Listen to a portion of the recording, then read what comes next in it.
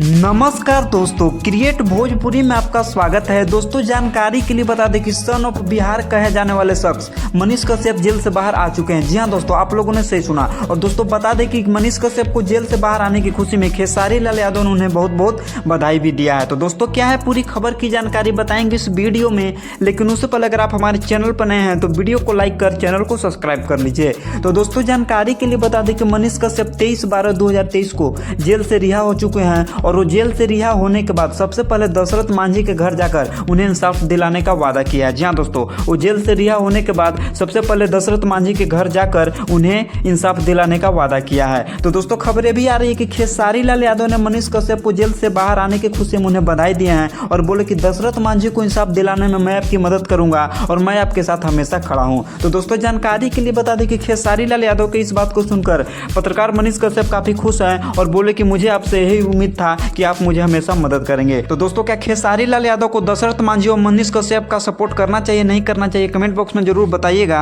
और इसी तरीके के भोजपुरी की हर खबर को पहले पाने के लिए आप हमारे चैनल को जरूर सब्सक्राइब कर लीजिएगा। और दोस्तों आप मनीष कश्यप और ट्रेंडिंग स्टार खेसारी लाल यादव को कितना सपोर्ट करते हैं एक कमेंट बॉक्स में जरूर बताइएगा। तो दोस्तों तब तक के लिए इतना ही, अब मिलते हैं अगली वीडियो में।